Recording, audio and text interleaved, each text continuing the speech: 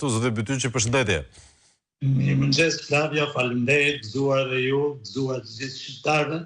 Shpresoj që të jetë një ditë shpresë, megjithësi shumë shikara.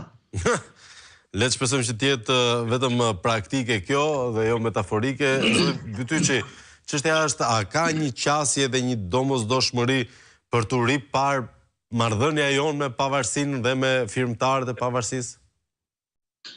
Pajtohem plotësisht me zotin Cakrani, pajtohem plotësisht me faktin se historia komuniste dhe postkomuniste deri diku e trajton çështjen e pavarësisë dhe në tërësi historinë e Shqipërisë si histori që fillon me ardhin e komunizmit në Shqipëri, por jo si histori e popullit dhe e kombit shqiptar.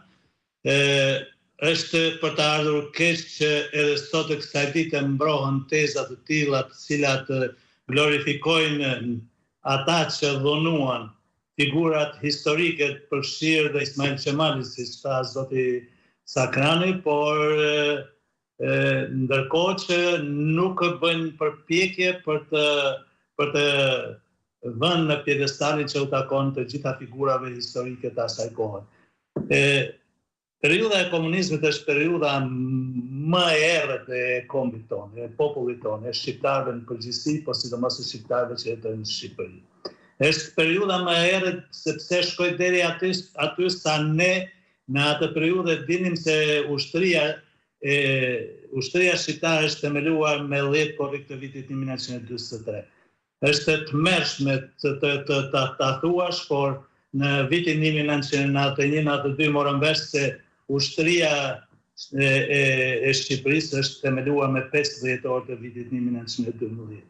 Të mohosh deri këtu datat historike, jo vetëm figurat historike, është një çmenduri që mund të realizohet vetëm nga ideologji ekstremiste siç ishte komunizmi, dhe është një paturpsi do ta quaja unë, sepse çdo njeri me pak moral, me pak sentiment nacionalizmi nuk mund të shkojë deri këtu. Por fatkeqësisht ne edhe pas vitit 1991 kemi patur dhe kemi politikanë të cilët shprehen publikisht se historia fillon me ata. Edhe pikërisht kjo psikologji, pikërisht kjo sjellje politike bën që të ngjarje të tilla të mëdha, siç është themelimi i shtetit shqiptar, ngritja e flamurit në Vlorë me 28 nëntor të vitit 1912 nga Ismail Bej Vlora, do ta thoja edhe unë, erësohen, lihen me një anë, manipulohen dhe përdoren si ushqim për pushtetin e atyre që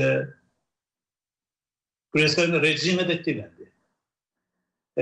Megjithatë, do të hyja pak në historinë konkrete të asaj kohe. Dihet tashmë që Ismail Qemali është protagonisti kryesor i shpalljes pavarësisë. Ai në 5 nëntor të vitit 1912 shkoi fillimisht në Bukuresht, mori bekimin e patriotëve shqiptarë të Bukureshtit dhe madje edhe ndihma financiare me qëllim që ta vazhdonte rrugtimin e tij drejt pavarësisë. Me datën 8 dhjetor dhe 12 dhjetor takoi pastaj në Vjenë ministrin e jashtëm të perandorisë austro-hungareze Berthold, nga i cili mori mbështetjen totale për shpalljen e pavarësisë. Ishte planifikuar në vend që pavarësia të shpallej në Durrës me 22 nëntor, por fakti që lajmi u përhap më përpara, kjo shpallje e pavarësisë në 22 nëntor në Durrës u sabotua dhe Ismail Qemali u detyruar të udhtojë për në Vlorë dhe ndodhi ajo që ndodhi në orën 2 ose 3 mbasditë të datës 28 nëntor vitit 1912 në